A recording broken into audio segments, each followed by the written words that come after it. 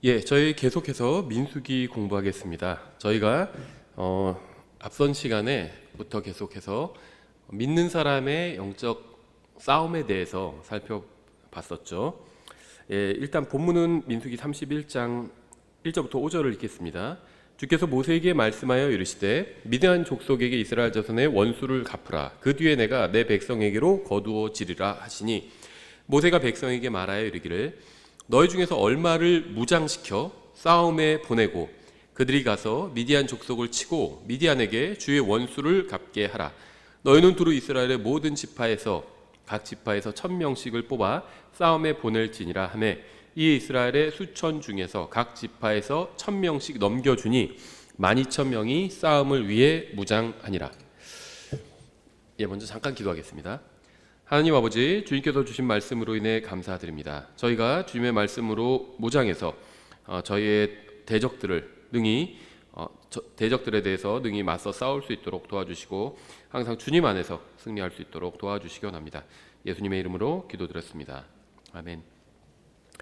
우리는 앞서 믿는 사람의 대적인 마귀와 육신에 대해서 살펴봤습니다. 그래서 마귀는 믿는 사람을 유혹하고 또 육신은 믿는 사람을 죄로 끌고 가고자 하죠. 이 둘은 믿는 사람이 하나님의 뜻대로 사는 것을 방해합니다. 하지만 믿는 사람의 대적이 이 둘만 있는 것은 아니죠. 그래서 우리가 오늘 이 시리즈 마지막으로 믿는 사람의 또 다른 대적인 이 세상에 대해서 살펴보고 특히 세상에서 저희가 승리해야 되는지 좀 살펴보려고 합니다. 에베소서 5장에서는요 이렇게 말씀하고 있어요. 믿는 사람의 모임을 교회라고 말하고 있죠. 교회는요 성경에서 대부분의 경우에 그리스도의 몸된 교회를 의미합니다. 그리고 이제 문맥에 따라서 우리가 그리스도의 몸된 교회 중에서 특정한 지역에서 모이는 교회를 또 지역 교회라고 하죠. 에베소서 5장 26절 27절 이렇게 말씀하고 있어요. 이것은 그분께서 말씀을 통해 물로 씻음으로 교회를 거룩히 구별하고 정결하게 하려 하시며, 물로 씻는다는 게 아니라 말씀을 통해 물로 씻는다는 거죠. 무슨 말이냐면 사람이 몸을 물로 씻는 것처럼 그렇게 말씀으로 우리의 마음과 생각을 씻을 수 있다, 이렇게 얘기하고 있는 겁니다. 그래서 왜 자꾸 이렇게 성경 읽기를 강조하냐, 또 왜 강에서 읽는 걸 왜 이렇게 강조하냐, 독서 모임 같은 거 강조하냐, 이런 분들이 있는데요. 말씀을 통해 물로 씻어야 하기 때문입니다. 성경은 말씀 그 자체죠.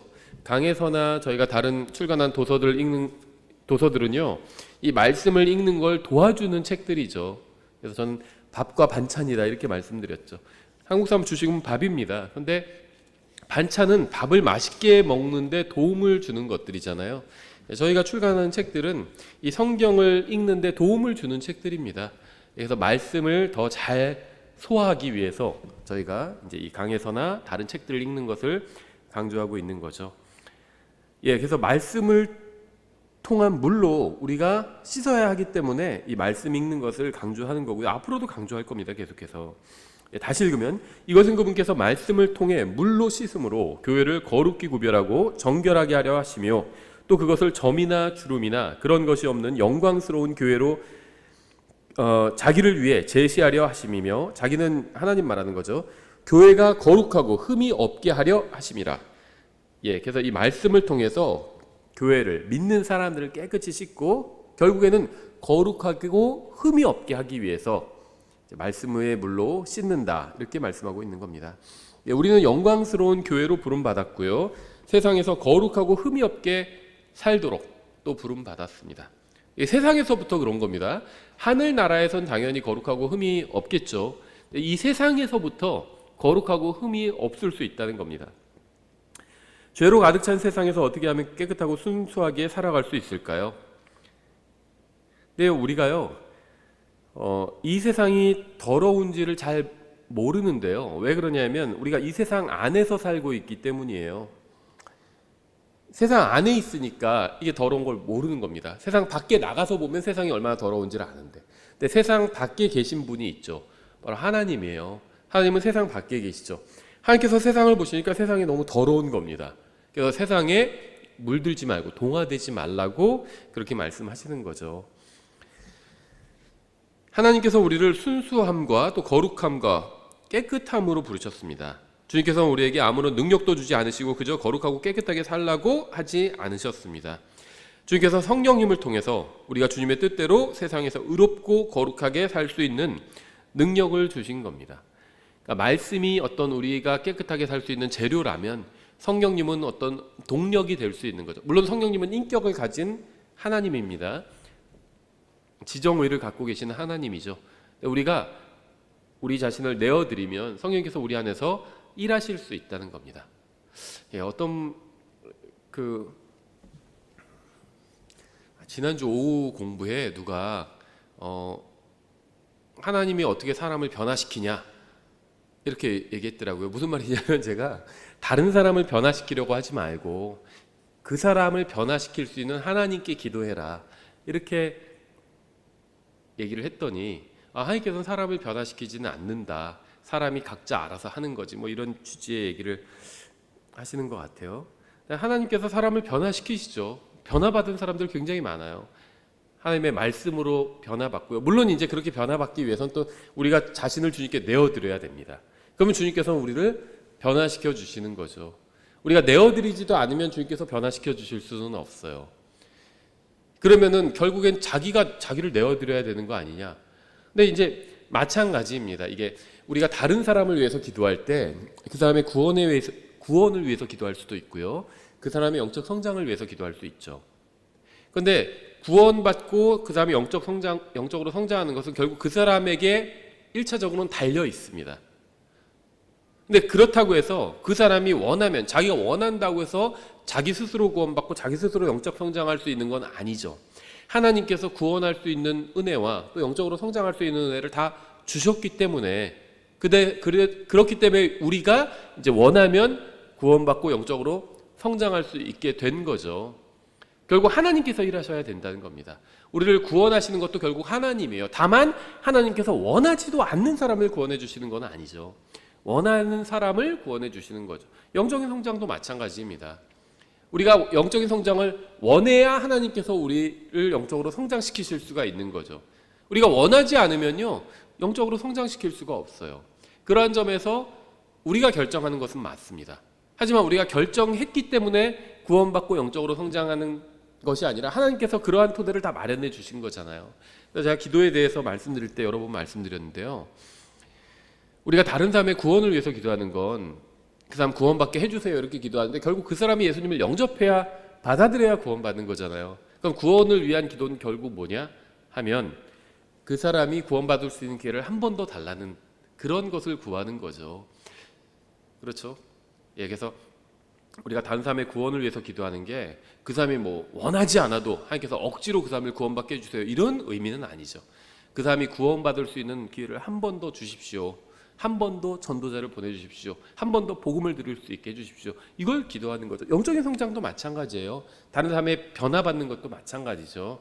그 사람이 변화받을 수 있는 기회를 한 번 더 허락해 주십시오. 한 번 더 은혜를 베풀어 주십시오. 이렇게 간구하는 거죠. 그럼 그 사람이 어떤 기회가 왔을 때 그래 이제는 내 생각대로 살지 말고 정말 하나님의 뜻대로 살아야겠다. 이렇게 해서 자기를 이제 하나님께 내어드릴 수 있는 거죠. 또 하나님의 말씀을 붙들 수 있는 거죠. 그럼 하나님께서 말씀을 통해서 그 사람을 변화시킬 수 있는 거죠. 하나님께서 변화시킬 수 있는 겁니다. 하나님께서 누군가를 구원하실 수도 있는 거고요. 우리는 그걸 위해서 기도하는 겁니다. 하지만 원하지 않는 사람을 억지로 구원하시고 억지로 변화시킬 수는 없겠죠. 그래서 이런 것들을 제가 우리 교회에서는 여러 번 얘기했기 때문에 이제 지난 시간엔 자세히 얘기하지 않았는데 그걸 좀 오해하신 분이 어떤 그렇게 반문을 하셨는데 또 지금 보니까 댓글이 사라졌더라고요. 어쨌든 하나님께서는 우리가 변화받기를 원하십니다. 또 하나님께서는 우리를 변화시키실 수가 있습니다. 말씀을 통해서 그렇게 하실 수가 있다는 겁니다. 우리가 하나님의 말씀에 순종하면 성령님께서 이제 우리 안에서 일하실 겁니다. 근데 우리가 말씀에 순종하지 않으면, 다른 말로 하면 우리의 믿음이 말씀과 섞이지 않으면 성령님께서 일하실 수가 없다는 겁니다. 성령님은 억지로 원하지도 않는데 구원하시고 원하지도 않는데 하나님의 뜻대로 우리를 끌고 가시는 분이 아니기 때문이죠. 주님께서 우리를 씻겨주시고 거룩하게 구별하셨습니다. 주님께서 우리를 옛 생활과 옛 방식과 이 세상에 죄악된 모든 것으로부터 이제 구별해 주셨습니다. 주님께서 우리를 구별해 주셨을 뿐만 아니라 씻겨 주셨습니다. 구원받기 전에 우리는 세상에서 더러운 가운데 살고 있었습니다. 감사하게도 주님께서는 우리를 구원해 주시고 깨끗하게 해주셨습니다. 그런데 주님께서는 우리가 그 깨끗함을 계속해서 유지하기를 원하십니다. 구원받을 때의 순수함을 계속 유지하기를 원하시는 겁니다. 하나님께서 예수 그리스도를 통해서 보실 때 우리는 순결하고 순수합니다. 예수님을 통해서 우리를 보실 때 그렇다는 거예요. 그런데 주님께서 원하시는 것은 우리가 순결하게 보일 뿐 아니라 거룩하고 깨끗하고 의롭게 사는 삶을 즐기기를 원하신다는 겁니다. 그게 이제 영적으로 성장한 거예요. 그런 삶을 즐기는 겁니다. 주님의 성품을 이제 즐기는 거예요. 내가 기꺼이 주님께 내어드려서 주님께서 내 안에서 일하시면 주님의 성품이 이제 나를 통해서 드러나는 거잖아요. 전에는 용서할 수 없었던 사람도 쉽게 용서하는 겁니다. 전에 받아줄 수 없었던 사람도 쉽게 받아줄 수 있는 거예요. 그게 이제 주님의 성품이 내 안에서 드러나는 겁니다. 내가 주님께 주님의 말씀에 내가 내어드리면, 주님의 말씀을 붙들면, 그러니까 주님의 말씀대로 행하면 주님의 성품이 내 안에서 밖으로 드러나게 되는 거죠. 하나님께서 원하시는 건 우리가 그걸 즐기기를 원하시는 겁니다. 억지로 하지 말고 즐기기를 원하시는 거죠. 주님께서 원하시는 것은 단순합니다. 단지 여러분이 깨끗할 뿐만 아니라 점이나 주름이나 흠이 없이 주님을 만날 때까지 그 깨끗함을 유지하는 겁니다. 깨끗하게 씻을 뿐 아니라 계속해서 그 깨끗한 상태를 유지하기를 원하는 거예요. 그래서 하나님의 말씀을 우리가 매일 읽는 겁니다. 매일 씻는 거예요. 하나님의 말씀으로. 하나님께 감사하게도 우리는 구원받았습니다. 주님께 감사하게도 우리는 예수 그리스도의 피로 깨끗이 씻김을 받았습니다. 예수 그리스도께서는 어떤 일이 일어나도 우리를 쫓아내 버리지는 않으실 겁니다. 하지만 우리가 죄로 인해서 더러워진다면 그리스도의 심판석에서는 부끄러움을 당하게 되겠죠. 에베소서 5장에서는 그리스도께서 우리가 구원받을 때 씻김 받은 그대로 순결하고 깨끗하기를 원하신다고 말씀하고 있습니다. 그렇다면 우리는 어떻게 구원받았을 때 깨끗함과 순수함을 유지할 수가 있을까요?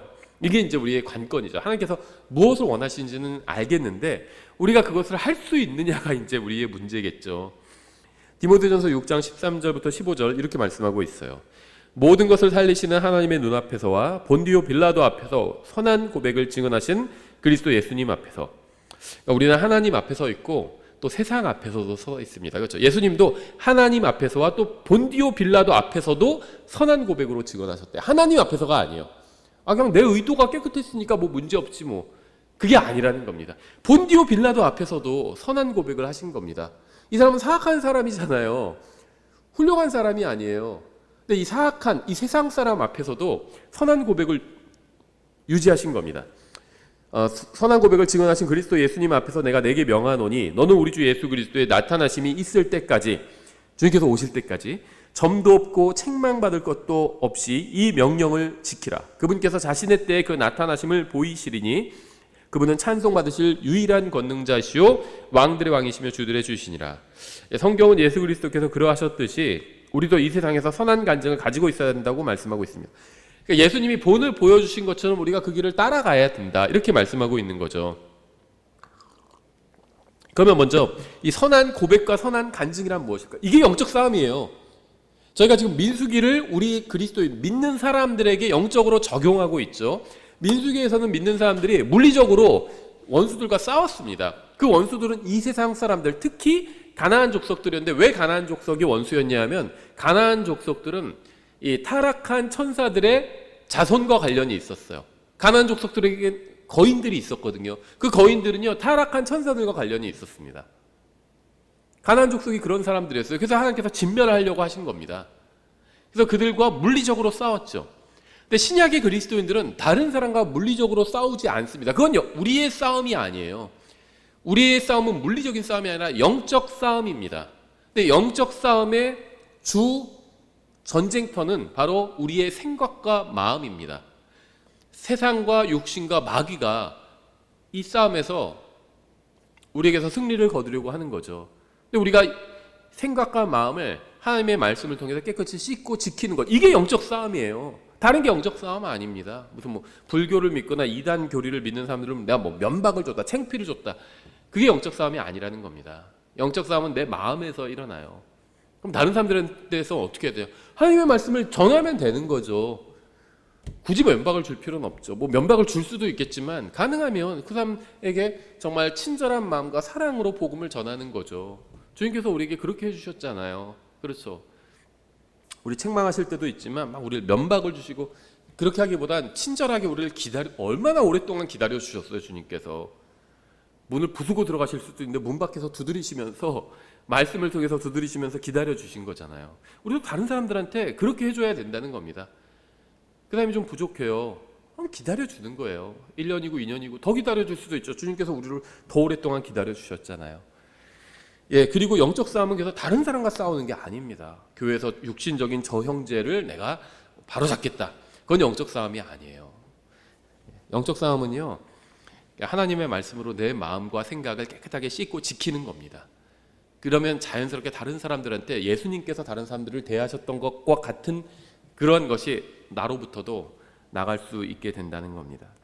예, 선한 고백과 간증을 예수님께서 지키신 것처럼 우리도 그렇게 해라 이렇게 말씀하고 있어요. 이게 영적 싸움이에요. 이게 뭘까요? 선한 고백과 선한 간증이 무엇일까요?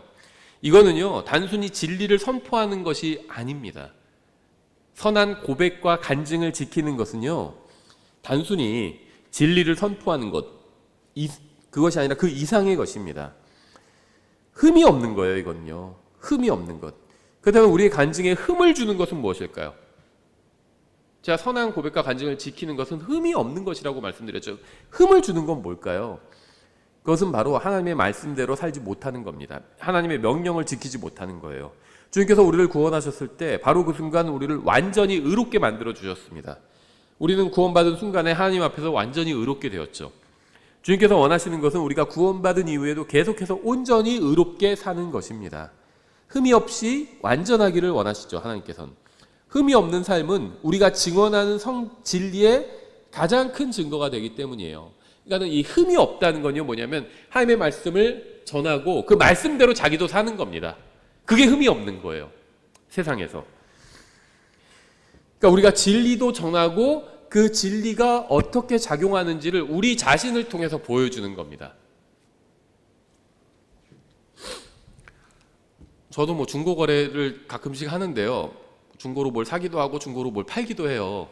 그런데 예전에 그 중고 거래 하는 사람들 사이에서 뭐 레전드 같은 일이 있었는데 뭐였냐면 어떤 사람이 중고 거래로 밥통을 이제 판다고 내놨대요. 필요가 없어져가지고. 그래서 누가 산다고 해서 어디서 만났대요. 지하철역에서. 근데 딱 그 사러 온 사람이 딱 보더니 이제 밥통을 주고 자기 돈 받고 가면 되잖아요. 근데 딱 보더니 한번 해봅시다 그러더래요. 그래서 얘 뭘요? 그랬더니 밥을 지어보자는 거예요. 그래가지고 거기서 쌀이랑 막 주섬주섬 물도 갖고 와가지고 거기에 쌀 넣고 물 넣고 거기 콘센트 같은 거 찾아서 딱 낌뜨래요. 그 둘이 기다렸대요. 15분 동안. 보글보글 밥이 잘 되는 걸 딱 나중에 열어보더니 밥이 잘 됐네요. 하더니 이제 돈 내고 사가더래요. 완벽하게 입증한 거죠. 그런데요, 어떻게 보면요, 이게 웃긴 얘기 같지만 그렇게 보여줘야 됩니다. 가능하면. 그게 흠이 없는 거예요. 내가 진리를 전하는 것도 그것도 잘하는 거죠. 근데 그것만으로는 부족하다는 겁니다. 흠이 있는 거예요. 완전 무결하지 않다는 겁니다. 완전 무결하지 않다는 겁니다. 내가 전한 진리대로 살아내는 걸 보여주는 겁니다. 그때 우리가 증언하는 게 엄청난 위력을 발휘하게 돼요. 정말 이거는 맞는 거구나. 그냥 저 사람 말만 그렇게 하는 줄 알았더니 그게 아니구나. 이걸 원하신다는 거예요, 하나님께서. 그리고 예수님께서는 그 본을 보여주셨고 우리가 원하면 그렇게 될 수 있도록 도와주시겠다는 겁니다. 하나님의 말씀과 성령님이 있기 때문에 도와주시겠다는 거예요. 이 둘이, 말씀과 성령님이 우리에게 달라붙어서 우리가 원하면 해주시겠다는 겁니다. 그렇게. 예수님 한 분만으로 만족한다 이렇게 얘기하면 맞는 말이죠. 그러면서 실제 삶은 만족하지 못하는 삶을 산다면 우리가 전하는 걸 누가 받아들이겠냐는 거예요. 그건 흠이 생긴 거죠. 우리가 전하는 진리 자체는 맞는 말이에요. 예수님 한 분만으로 만족할 수 있다. 이 세상에서 추구하던 모든 것들로도 만족하지 못하던 인생이 예수님 한 분만으로 만족할 수 있다. 이거는 성경적 사실이죠.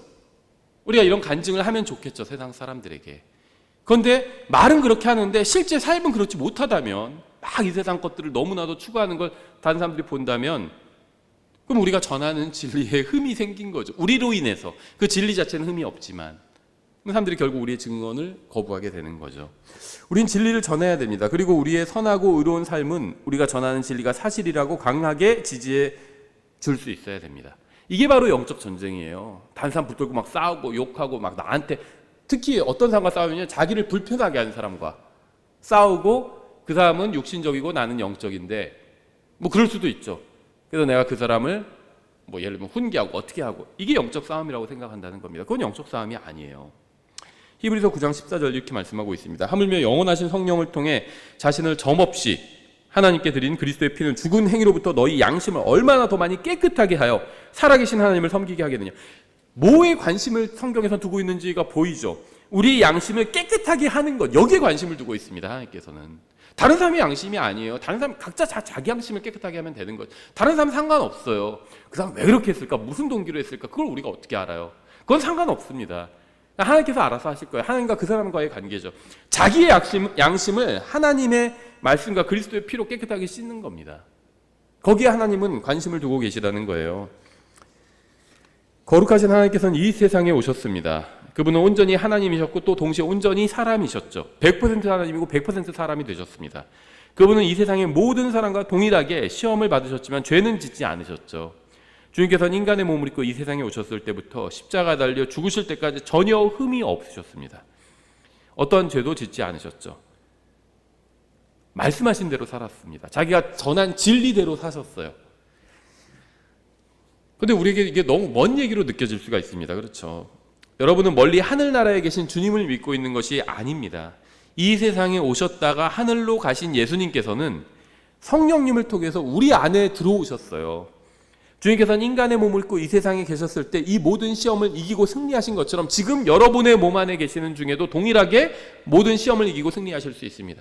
이게 그러니까 성육신의 어떤 신비라고 해야 할까요? 이 성육신의 진리가 중요한 이유가요, 단순히 우리의 구원과만 관련이 있기 때문이 아닙니다.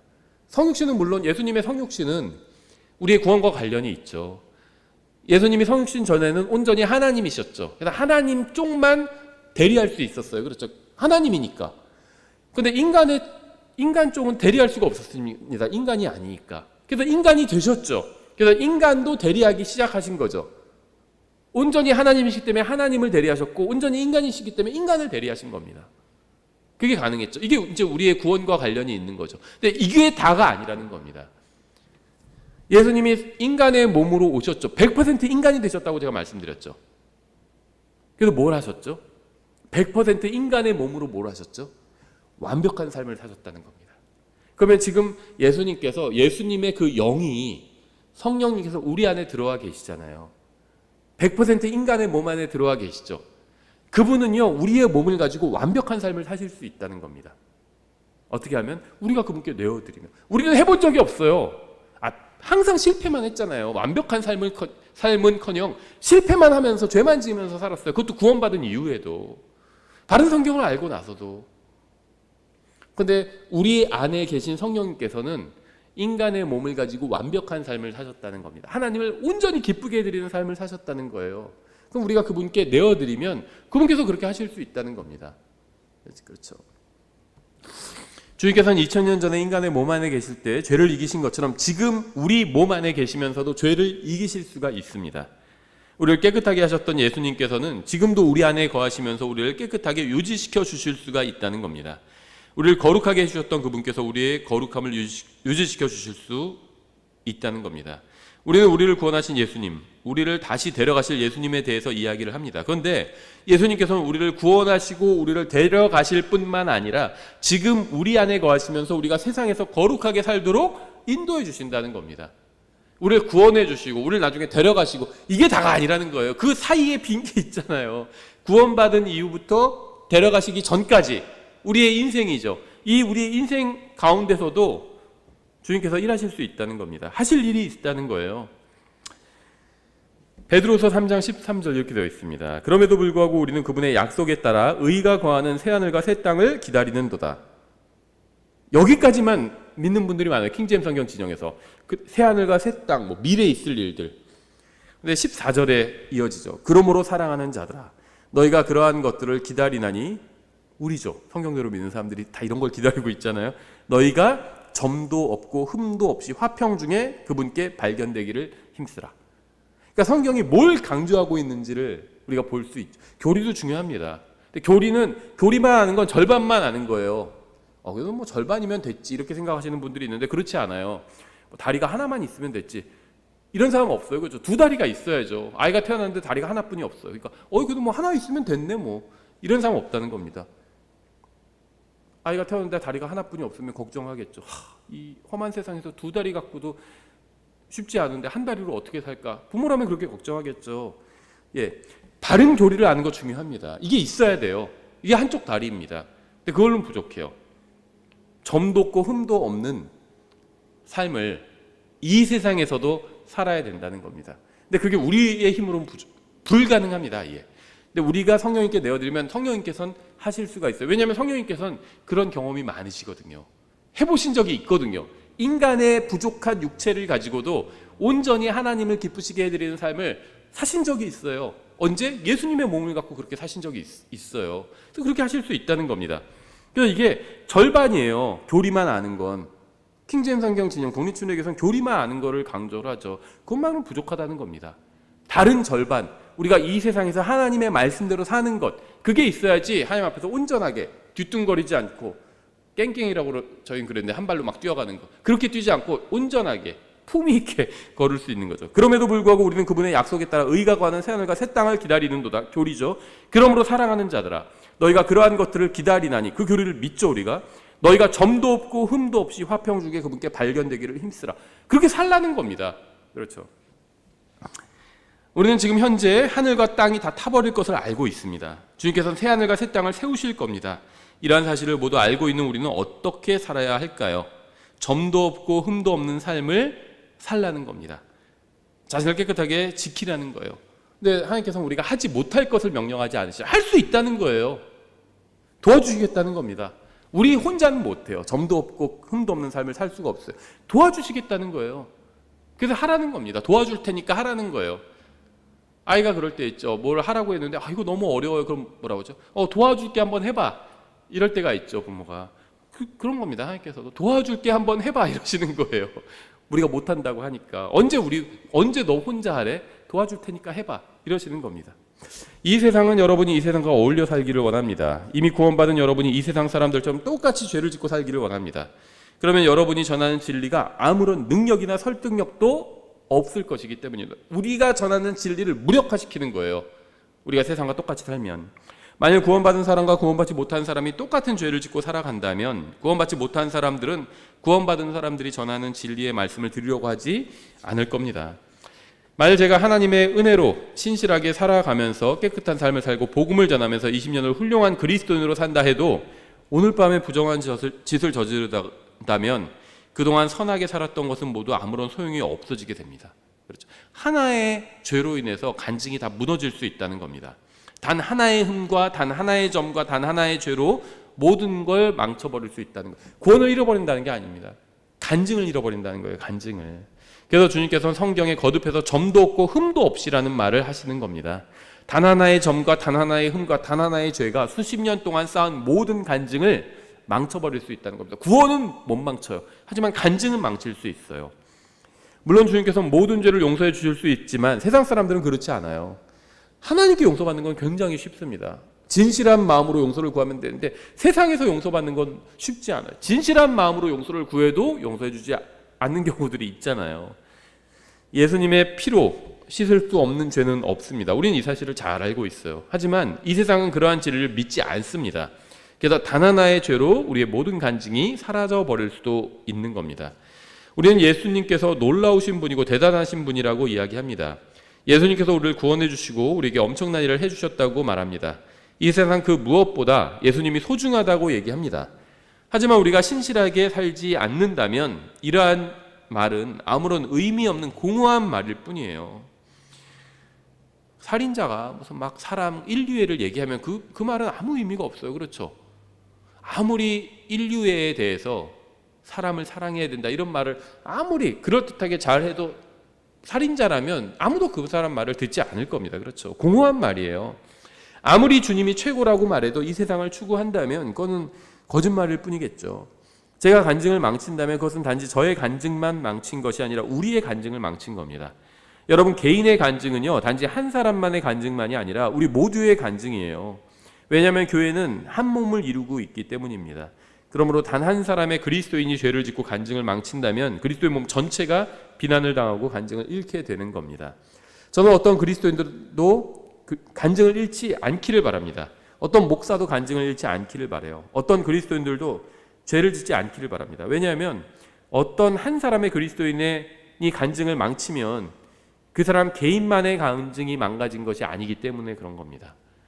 그리스도인은 한 몸이에요. 그러면 우리는 어떻게 해서 깨끗함을 유지할 수 있을까요? 하나님께서 우리가 순수하고 순결하고 깨끗하고 점도 없고 흠도 없기를 원하십니다. 우리는 어떻게 하면 그러한 상태를 유지할 수 있을까요? 빌립보서 4장 8절 이렇게 말씀하고 있어요. 끝으로 형제들아, 무엇이든지 진실한 것과 무엇이든지 정직한 것과 무엇이든지 의로운 것과 무엇이든지 순수한 것과 무엇이든지 사랑스러운 것과 무엇이든지 좋은 평판이 있는 것과 덕이 되는 것과 칭찬이 되는 것이 있거든 이런 것들을 곰곰이 생각하라. 하나의 아주 좋은 방법을 말해준 겁니다. 제가 방금 열거한 것들, 성경에서 말씀하시고 있는 것들 다 좋은 것들이잖아요. 이런 것들을 생각하라는 겁니다. 나쁜 것들 말고 좋은 것들. 그래서 우리가 성경 읽기를 강조하는 거죠. 하나님 말씀에 이런 것들이 넘쳐나요. 순수하고 그렇죠, 깨끗하고 덕이 되는 것고 칭찬이 되는 것고 이런 것들이 하나님 말씀에 넘쳐납니다. 그래서 이런 성경을 읽으라고 강조하는 거예요. 여러분이 간음을 생각하기 전에는 결국 간음을 하지 않을 겁니다. 여러분이 음행을 생각하기 전에는 결코 음행을 하지 않을 거예요. 우연히 도둑질을 하진 않아요. 그렇죠? 도둑질을 하려고 생각합니다. 저거 갖고 싶다. 저거 근데 내가 돈이 없지. 근데 그것도 갖고 싶어. 그럼 어떻게 하지? 훔쳐야 되겠죠. 생각을 하고 도둑질을 하는 거예요. 나도 모르는 사이에 이게 딸려왔어요. 그거는 도둑질이라고 하지 않습니다. 그렇죠? 그건 실수인 거예요. 그렇죠?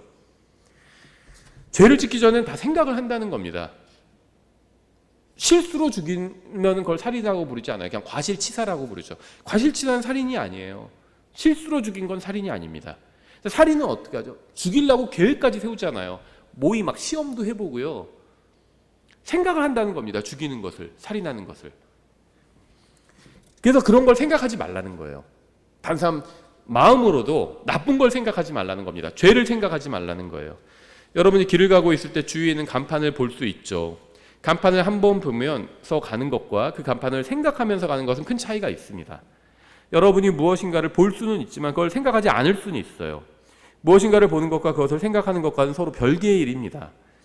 여러분은 여러분의 생각을 통제함으로 여러분의 손과 발과 몸을 통제할 수가 있습니다. 그래서 마음과 생각이 전쟁터라고 한 겁니다. 이것만 통제되면 손, 발, 입도 다 통제할 수 있어요. 우리가 저도요, 그 가장 실수가 많은 것 중에 하나가 바로 말이거든요. 어떤 말을 해놓고 그 말을 내가 왜 했을까? 사석에서 어떤 말, 모임에서 어떤 말을 했는데 그러니까 분위기에 저도 막 예를 들면 친한 사람 만나서 또 기분 좋아서 막 어떤 오바하는 말을 할 때도 있거든요. 근데 후회합니다. 돌아오면서 괜히 그 말했다. 후회합니다. 그런데요, 이 말을 내가 그런 말을 한 이유는요, 마음에 그게 가득하기 때문이에요. 마음을 바꾸면 됩니다. 고치면 돼요. 그냥 입단속한다고 해서 단속이 되지 않는다는 거예요. 흘러넘친다는 겁니다. 마음을 바꿔야 돼요. 마음을 깨끗하게 씻어야 된다는 거죠. 뭘로? 하나님의 말씀으로 씻으면요, 입단속이 훨씬 더 수월해집니다. 우리는 이 세상에서 여러 가지를 보면서 살아갑니다. 이 세상을 전혀 보지 않고 살 수는 없어요. 하지만 우리는 그러한 것들을 생각하면서 살아가지 않을 수도 있습니다. 하나님께서 원하시지 않는 것은 생각하지 않고 관심을 갖지 않으면서 살 수 있다는 겁니다. 주님께서는 이 세상에도 순수한 것들이 있다고 말씀하십니다. 우리는 그러한 것들을 생각해야 합니다. 순수한 게 뭐가 있을까요? 이 세상에 하나님의 말씀도 세상에 있잖아요. 순수한 게 있어요. 그 외에도 또 있습니다. 순수한 게 분명히. 하나님께서는 인간과 언약을 맺으셨어요. 약속하셨다는 거죠. 주님께서는요, 사람이 스스로 언약을 맺기를 원하십니다. 스스로 약속하기를 원하신다는 거예요. 욥기 31장 1절 이렇게 되어 있죠. 내가 내 눈과 언약을 맺었거늘 어찌하여 처녀를 생각하랴. 이 말씀에 의하면 우리가 보는 것은 생각하는 것과 관련이 있습니다. 눈과 언약을 맺었거늘 어찌하여 처녀를 생각하랴 이랬죠. 눈과 생각이 관련이 있다는 거예요. 여러분이 보는 것은 항상 통제할 수가 없는 경우가 있을지 몰라도 생각하는 것은 항상 통제할 수가 있습니다. 여러분은 순결함을 유지하기 원하시나요? 점도 없고 흠도 없기를 원하시나요? 그렇다면 영적 게으름을 버려야 합니다. 마음이 가는 대로 따라가지 말아야 해요. 마음을 신뢰하면 안 됩니다. 마음 가는 대로 해 이런 얘기 하잖아요. 그건 잘못된 말입니다. 하나님 말씀대로 해야죠. 왜 마음 가는 대로 해요? 사람의 마음은요, 극도로 사악하다고 성경은 말씀하고 있어요. 마음이 만물보다 심히 더 부패했다 이렇게 말씀하고 있습니다. 그래서 마음 가는 대로 따라가면 큰일 나요. 이상한 데 가게 됩니다. 마음이 방황하지 못하게 해야 합니다. 마귀는 여러분의 생각을 장악하기 위해서 많은 것을 고안했습니다. 여러분이 보는 것이 순수하지 않은 것이라면 여러분의 마음속으로 들어오지 못하게 해야 합니다. 보는 것은 생각에 영향을 끼쳐요. 예레미야가 3장 51절에 이렇게 되어 있습니다. 내 도시의 모든 딸들로 인하여 내 눈이 내 마음을 상하게 하는도다. 눈으로 뭔가를 보죠. 근데 마음이 상한다는 겁니다. 아까 눈이 생각과 관련이 있다고 그랬죠. 욥기에선. 예레미야에서는 눈이 마음과 관련이 있다는 겁니다. 그래서 눈으로 하나님 말씀을 보라는 거예요. 말씀만 보고 있을 수는 없잖아요. 다른 것도 세상에서 먹고 살려면 뭐 해야 될 일들이 있잖아요. 그 외엔 또 말씀을 보는 겁니다. 그럼 내 생각과 마음이 세상에서 어떤 일을 하다가 좀 삐뚤어지고 하다가도 다시 바르게 잡힐 수 있잖아요. 그렇죠. 여러분이 주의하지 않는다면 여러분의 눈으로 본 것으로 인해서 여러분의 마음이 움직이게 됩니다. 여러분의 마음이 여러분의 본 것에 영향을 받게 된다는 겁니다.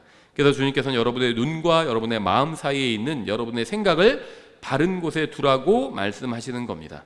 여러분이 잘못된 것을 본다 할지라도 여러분이 바른 것을 생각하면 여러분의 마음도 바른 곳에 있을 겁니다. 마음은 가슴에 있잖아요. 하트. 눈으로 보잖아요. 이 중간에 머리가 있잖아요. 이 머리로 전달되지 못하도록, 마음으로 전달되지 못하도록 하라는 겁니다. 생각으로 바로 잡으라는 거예요. 내가 본 것을 생각으로 바로 잡아서 바른 걸 마음으로 토스해 줘야 된다는 겁니다. 그럼 마음이 계속해서 바른 상태에 있을 수 있다는 겁니다. 디모데후서 2장 22절 이렇게 되어 있습니다. 또한 청년의 정욕을 피하고 오직 순수한 마음으로 주를 부르는 자들과 함께 의와 믿음과 사랑과 화평을 따르라. 어떤 사람이 여러분에게 총을 겨눴는데 그것을 피할 수 있다면 여러분은 바로 피하겠죠. 어떤 사람이 칼을 들이대도 마찬가지겠죠. 피할 수 있으면 그걸 피할 겁니다. 그렇죠. 막 어떤 미친 개가 물려고 하면요, 피할 수 있으면 피할 겁니다. 그렇죠. 차가 경적을 울리면서 돌진해 올 때 피할 수 있으면 피할 겁니다. 그러니까 주님께서 하시는 말씀은 복잡한 게 아니에요. 여러분의 육신이 정욕에 끌려가서 죄를 원할 때 미친 개나 총이나 칼이나 돌진하는 자동차를 피할 수 있을 때 피하는 것처럼 그렇게 피하라는 겁니다. 똑같이. 우리의 문제가 무엇일까요? 우리는 육신의 위협은 피하면서 영과 혼의 위협은 피하지 않는다는 겁니다. 피할 수 있는데도 피하지 않고 끝까지 버틴다는 거예요. 이건 굉장히 어리석은 겁니다. 이상한 상황이면 내가 그 상황에서 벗어나야 된다는 거예요. 죄로 내가 지을 것 같은 상황이면 거기서 벗어나야 된다는 겁니다. 마치 위험한 사람이 있으면 내가 거기를 벗어나려고 하는 것처럼 똑같은 거예요. 미친 개나 돌진하는 자동차를 피하듯이 죄와 이 세상의 더러움을 피해야 한다는 겁니다. 어떤 사람이 총을 들고 오면 피해야 되죠. 칼을 들고 오면 피해야 합니다. 마찬가지로 여러분이 죄를 짓도록 한다면, 어떤 사람이나 어떤 상황이나 무엇인가가 죄를 짓도록 한다면 피하라는 겁니다. 피하지도 않으면서 하나님이 도와주세요 이렇게 하면 안 돼요. 피해야 돼요. 자기가. 그러면서 도움을 요청해야 되죠. 그래야지 도와주실 수 있는 거죠. 무엇인가 여러분의 간증을 망치게 하려고 한다면 피하라는 겁니다. 그리스도의 심판석에서 후회하게 될 짓을 하게 하려고 한다면 피하라는 겁니다. 도망가라는 거예요. 거기서. 그게 잘못된 게 아니죠. 멀리서 예를 들면 무슨 맹수가 와요. 근데 내가 안전하게 도망갈 충분한 시간이 있어요. 그럼 어떻게 해야 되죠? 도망가야죠. 거기서 하나님 도망가지는 않아요. 그러면서 하나님 저를 도와주십시오. 저 맹수가 저를 물지 못하게 해주세요. 이렇게 하면 안 된다는 거죠. 그렇게 기도하면서 도망가야죠. 죄도 마찬가지라는 겁니다.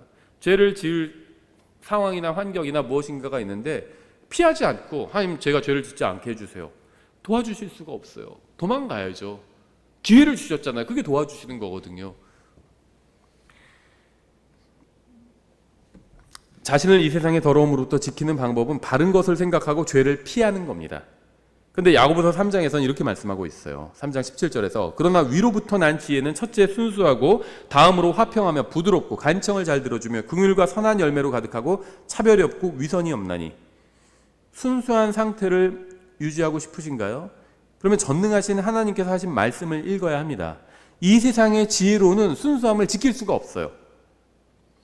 순수함을 지키기 위해서는 위로부터 오는 하나님께로부터 난 지혜가 있어야 합니다. 하나님께서 무엇이라고 말씀하셨는지 알아야 합니다. 알고 있는 그 말씀을 또 믿어야 되죠. 믿은 말씀대로 살아야 합니다. 그러면 주님 앞에서 정결하고 거룩하고 의롭고 순결하게 살 수가 있습니다. 순결함을 유지할 수 있는 방법은 오직 한 가지밖에 없어요. 이걸 다른 말로 하면 영적 전쟁으로 얘기하면요, 영적 전쟁에서 승리하는 법인 겁니다. 다른 말로 하면, 이걸 또 바꾸면 영적 전쟁에서 승리하는 건 다른 게 아니라 마음을 순결한 상태로 유지하는 거예요. 그게 영적 전쟁의 승리입니다. 바른 분으로부터 바른 조언을 들어야 합니다. 하나님께서 자신의 말씀을 통해서 여러분의 순결함을 유지할 수 있는 조언을 주실 수가 있어요. 여러분의 친구나 구원받지 않은 이웃이나 잡지에 나온 말이 아니라, 인터넷에서 들은 말들이 아니라, 이런 말들은 여러분을 순결하게 지켜줄 수 없습니다. 오직 위에 있는 하늘로부터 주신 하나님의 말씀만이 여러분을 순결하게 지켜줄 수 있습니다. 그래서 말씀을 붙들어야 합니다. 그것만이 순결함을 유지할 수 있는 유일한 길입니다. 순수한 것을 생각하세요. 죄를 피해야 합니다. 하나님의 말씀에서 지혜를 구하십시오. 우리가 악한 이 세상에서 거룩하고 의롭고 순결하게 사는 것에 관해서 베드로후서 3장에서는 이렇게 말씀하고 있어요. 1절에 사랑하는 자들아, 내가 이제 둘째 서신을 너에게 쓰노니 내가 이 두 서신 안에서 기억을 통해 너희의 순수한 생각을 일깨우고자 함은 너희가 전에 거룩한 대언자들이 전한 말씀들과 주 곧 구원자의 사도인 우리에게서 받은 명령을 명심하게 하려 함이라. 여러분이 순결함을 유지하기 위해서 무엇을 해야 하는지 아세요? 순결함에 대한 말씀을 계속 반복해서 들어야 합니다. 반복해서. 여러분 이미 이 주제에 대해서 충분히 알고 있다고 생각할 겁니다. 그래, 뭐 말씀을 읽고 그 말씀으로 계속 우리의 마음을 씻어야지. 아실 거예요. 설교도 들었고 성경 구절도 충분히 알고 있다고 생각할 겁니다. 만일 이 세상이 여러분의 죄를 짓도록 유혹하는 것을 그만둔다면 반복해서 말씀을 듣지 않아도 되겠죠. 사람들이 죄로 유혹하고 죄를 정당화하고 죄를 변명하는 것을 멈춘다면 반복해서 말씀을 들을 필요가 없을 겁니다. 하지만 이 세상이 죄를 짓도록 유혹하고 있는 한 계속 반복해서 유혹하죠. 반복해서 우리에게 영향을 미칩니다. 그러는 한 우리는 반복해서 말씀을 들어야 하는 겁니다. 사람들이 한 번 들은 것을 평생 실행한다면 얼마나 좋을까요? 근데 그렇게 하는 사람 거의 없죠. 없어요. 아이들의 그 교육하는 데 있어서 저는 가장 중요한 것 중에 하나가 반복이라고 생각하거든요. 한 번 말하면 딱 그대로 듣는 아이는 거의 없습니다. 몇십 번, 몇백 번 반복해야 된다고 저는 생각해요. 몇백 번 반복하는 겁니다. 같은 말을. 우리도 마찬가지예요. 우리가 하나님 말씀 한 번 딱 읽고 그 말씀대로 살면 얼마나 좋을까요? 근데 그런 사람은요, 없습니다. 그래서 말씀을 반복해서 읽어야 합니다. 그리고 반복해서 같은 설교를 듣고 같은 강의 듣는 거예요. 성경은 반복해서 정욕을 피하고 순수한 생각을 가지라고 말씀하고 있습니다. 주님께서는 바른 것을 생각하라고 하셨습니다. 청년의 정욕을 피하라고 하셨습니다. 하늘에 계신 하나님께로부터 지혜를 구하라고 말씀하셨습니다. 의를 선포하는 설교를 반복해서 들으라고 하셨습니다. 요한일서 3장 1절 이렇게 말씀하고 있어요. 보라, 아버지께서 어떠한 사랑을 우리에게 베푸사 우리가 하나님의 아들들이라 불리게 하셨는가. 그런즉 세상이 우리를 알지 못함은 세상이 그분을 알지 못하였기 때문이라. 사랑하는 자들아, 이제 우리는 하나님의 아들들이니라. 우리가 앞으로 어떻게 될지는 아직 나타나지 아니하였을 때 그분께서 나타나시면 우리가 그분과 같게 될 줄 아노니 이는 우리가 그분을 그분께서 계신 그대로 볼 것이기 때문이라. 그분 안에서 이 소망을 가진 자마다 그분께서 순결하신 것 같이 자기를 순결하게 하느니라. 그러니까 정말 나는 예수님의 다시 오심을 소망한다. 이런 사람들은요, 그 소망을 진짜 가지고 있다면 하나님께서 순결하신 것 같이 자기를 순결하게 한대요. 그래서 제가 교리를 아는 것은 반쪽이라고 말씀드렸죠. 반쪽도 중요해요. 반쪽이 없으면 안 됩니다. 그럼 나머지 아무리 잘해도 반쪽만 남는 거잖아요. 반쪽 다 있어야 돼요. 근데 교리를 아는 것은 반쪽이라는 겁니다.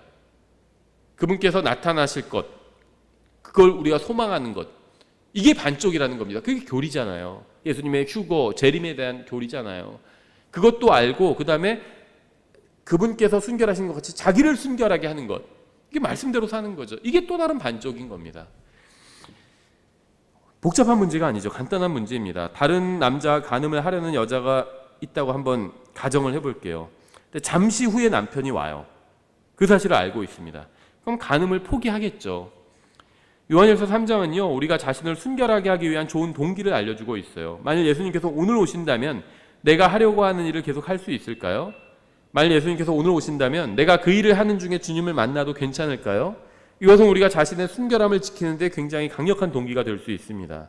만일 여러분이 회개의 보고를 해야 하는 분이 어느 순간에도 오실 수 있다는 사실을 안다면 여러분은 그분이 원하시는 일을 하려고 할 겁니다. 여러분은 순결한 상태를 유지하기를 원하시나요? 그렇다면 주님을 만나는 것을 한번 생각해 보십시오. 순결한 상태를 유지하기를 원하신다면 예수님께서 오늘 지금이라도 오실 수 있다는 사실을 기억하시라는 겁니다.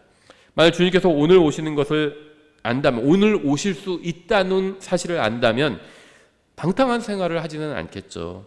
주님께서 오늘 오실 수 있다는 사실을 안다면 세상으로 가지는 않을 겁니다. 어떤 사람이 이렇게 어떻게 평생 순결한 삶을 살 수 있고 하나님의 말씀에 순종하는 삶을 어떻게 평생 살 수 있냐 이렇게 반문하는데요. 1분간 하나님의 명령에 순종하면서 살 수 있다면, 깨어 있을 수 있다면 그 1분의 시간을 더 연장할 수 있다는 겁니다. 1분간 내가 깨어 있겠다. 가능한 일이죠. 2분도 가능할 수 있습니다. 10분도, 1시간도, 하루도, 일주일도 가능해질 수 있다는 겁니다. 이걸 이제 훈련하는 거예요. 이게 신앙생활인 겁니다. 그냥 막 자기가 기도해서 다 응답받고 이 세상에서 뭐 잘 나가고, 그게 신앙생활이 아니라 하나님의 뜻대로 사는 것을 훈련하는 거예요. 하나님의 말씀으로. 그러니까 하나님 말씀대로 신뢰하고 한번 해보는 겁니다. 그랬더니 돼요. 그러니까 다시 또 해보는 겁니다. 그러니까 또 돼요. 그러면서 신앙이 탄탄해지는 거고, 그게 신앙이 성장해 가는 거죠. 그게 신앙생활인 거예요. 세상이 더럽고 타락하고 죄로 물들었다고 해서 우리도 그럴 필요는 없습니다. 하나님께서 우리를 사랑하셔서 우리를 위해서 가장 좋은 것들을 성경에 기록해 주셨어요. 우리가 성경을 따른다면 최고의 인생을 살 수 있고 하나님을 기쁘시게 해드릴 수 있고 영적 전쟁에서 승리할 수 있습니다. 하나님께서 우리가 풍성한 삶을 살게 하시기 위해서 성경을 주셨습니다. 거룩하고 의롭고 정직하고 선하게 사는 것은 어리석은 것이 아닙니다. 하나님의 뜻대로 사는 것은 어리석은 것이 아니에요. 정직하게 사는 것은 손해보는 것이 아닙니다. 우리 인생의 진정한 평가는 그리스도의 심판석에서 이루어집니다. 만일 여러분이 이 세상에서 손해를 감수하고 하나님의 말씀대로 살았다면 여러분은 그리스도의 심판석에서 절대 상을 잃지 않을 겁니다. 순결을 지키면서 사는 것, 이건 마음과 몸의 순결을 지키는 거죠. 이거는요, 어리석은 것도 아니고 부끄러운 것이 아닙니다. 오히려 세상과 타협하는 것이 어리석은 것이고 부끄러운 것이죠. 여러분이 구원받았다면 여러분 안에 계신 성령님께서 의롭고 거룩하고 순결하고 하나님의 말씀대로 살고자 하는 여러분을 도와주실 겁니다. 여러분이 도움을 요청한다면. 하나님께서 모든 것을 준비해 두셨습니다. 그래서 누구든지 원하는 사람은 구원받을 수 있어요. 마찬가지로 누구든지 원하면 의롭고 경건하고 거룩하게 살 수 있습니다. 우리에게는 하나님의 말씀이 있고 그 말씀의 저자이신 성령님께서 우리 안에 계시기 때문이에요. 십자가로 더러운 세상과 죄와 마귀를 이기신 예수님께서 우리 안에 거하시기 때문에 우리가 영적 전쟁에서 승리할 수 있다는 겁니다. 다시 말하면 우리의 마음을 지키는 일에서 승리할 수 있다는 겁니다. 의롭고 거룩하고 정직하게 살아보십시오. 하나님의 말씀대로 한번 살아보세요. 주님의 의가 우리를 통해서 세상에 드러날 수 있습니다. 그게 바로 흠 없는 거예요.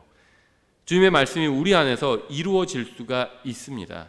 우리가 주님의 말씀에 순종한다면 세상을 이기되 아주 넉넉하게 이길 수 있다는 겁니다. 그래서 저희가 우리의 대적에 대해서 제가 하나씩 살펴봤습니다. 사탄, 또 육신, 또 세상에 대해서 살펴봤고요. 여기에 대해서 승리하는 우리가 비결도 오늘 살펴봤습니다. 저희 10분간 쉬었다가 복음 전하러 나가겠습니다.